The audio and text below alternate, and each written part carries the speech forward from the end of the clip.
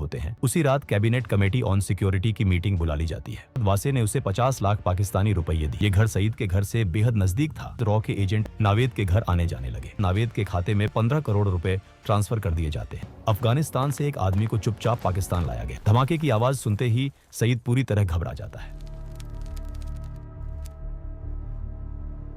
नवंबर 2019 में प्रधानमंत्री आवास के बाहर सुरक्षा असाधारण रूप से कड़ी थी। आधी रात को एक गाड़ी अंदर दाखिल होती है। गाड़ी से उतरते हैं रॉ चीफ सामंत गोयल। उनके हाथ में एक मोटी फाइल होती है जिस पर लाल अक्षरों में लिखा होता है कॉन्फिडेंशियल। करीब 15 मिनट इंतजार के बाद कमरे का दरवाजा खुलता है। प्रधानमंत्री नरेंद्र मोदी सामने खड़े होते हैं और पूछते हैं कि इतनी रात को आने की क्या जरूरत पड़ गई। सामंत गोयल कहते हैं, सर, हमने हाफिज सईद को ढूंढ लिया है। हफीज सईद 26 नवंबर का मास्टरमाइंड जिसके वजह से मुंबई में की मासूम लोग मारे गए थे। हफीज सईद का नाम सुनकर प्रधानमंत्री ने तुरंत एक मीटिंग बुलाई। उसी रात कैबिनेट कमेटी ऑन सिक्योरिटी की मीटिंग बुला ली जाती है। टेबल पर प्रधानमंत्री नरेंद्र मोदी, गृह मंत्री, विदेश मंत्री, NSA अजीत डोभाल और रॉ चीफ सामंत गोयल मौजूद होते हैं। गोयल फाइल खोलते हैं और हाफिज सईद की तस्वीरें, वॉइस सैंपल और इंटेलिजेंस रिपोर्ट्स सामने रखते हैं। वो बताते हैं कि अब UN में गुहार लगाने या अमेरिका से पाकिस्तान पर दबाव बनाने का समय निकल चुका है।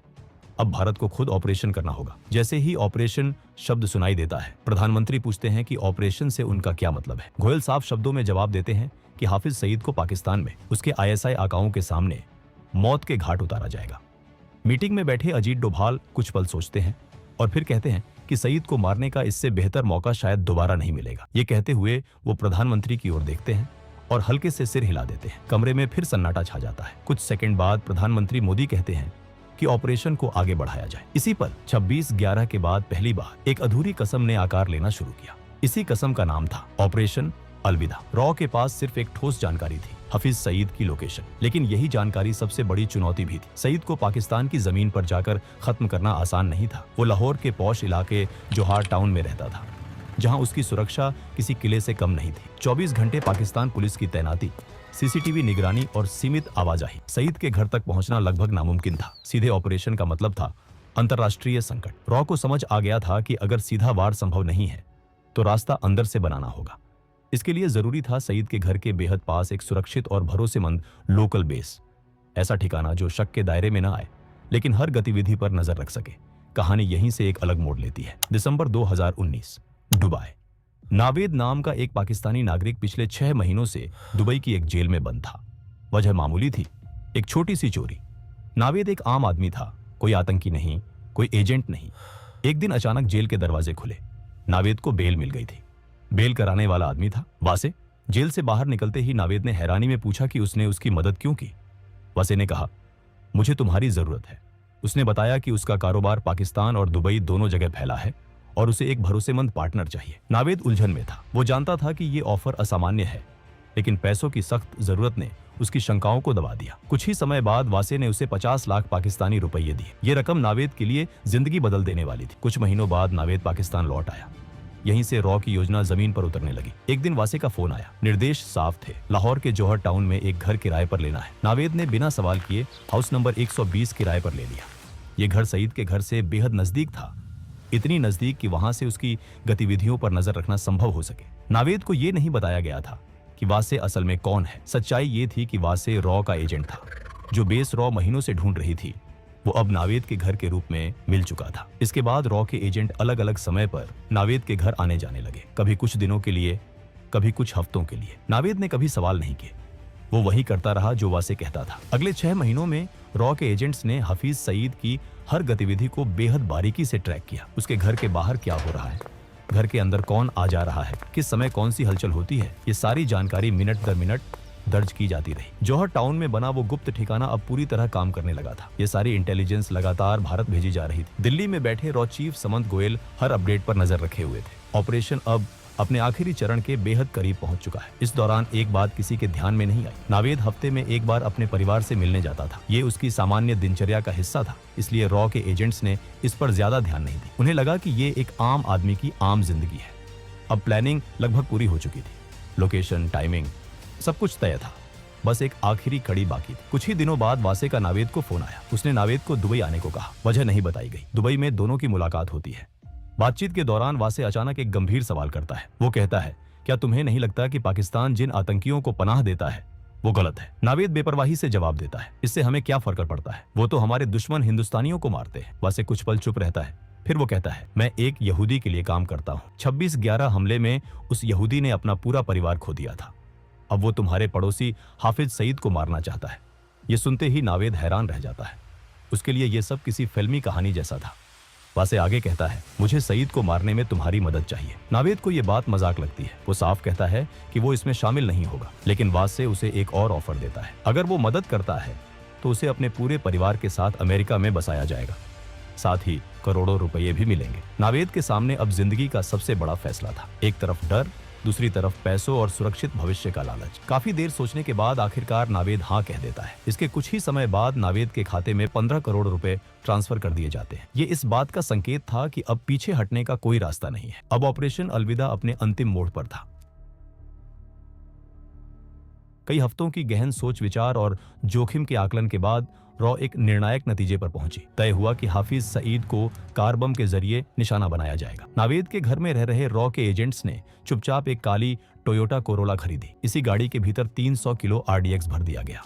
पूरा काम इतनी सफाई से किया गया कि किसी को शक तक नहीं हुआ। इस कार को नावेद के घर से कुछ दूरी पर एक अंडर कंस्ट्रक्शन बिल्डिंग में पार्क कर दिया गया। वहां न चौकीदार था न कैमरे। इस कार के बारे में नावेद को बिल्कुल पता नहीं थी। अब रॉ के सामने सबसे बड़ा सवाल था, इस कार को सईद के घर तक कौन ले जाएगा। यह ऐसा काम था जिसमें ड्राइवर का जिंदा लौटना लगभग नामुमकिन था। रॉ को एक ऐसे इंसान की जरूरत थी जो पैसों के बदले अपनी जान देने को तैयार हो। कुछ ही समय बाद अफगानिस्तान से एक आदमी को चुपचाप पाकिस्तान लाया गया। वो बेहद गरीब था, लेकिन एक बात साफ थी, वो मरने से नहीं डरता था। उसे भरोसा दिलाया गया कि ऑपरेशन के बाद उसके परिवार को बड़ी रकम दी जाएगी। अब नावेद के घर में कुल 4 लोग थे, 3 रॉ एजेंट और 1 अफगानिस्तानी। नावेद ने कभी नहीं पूछा कि ये लोग कौन हैं, कहां से आते हैं और क्या करते हैं।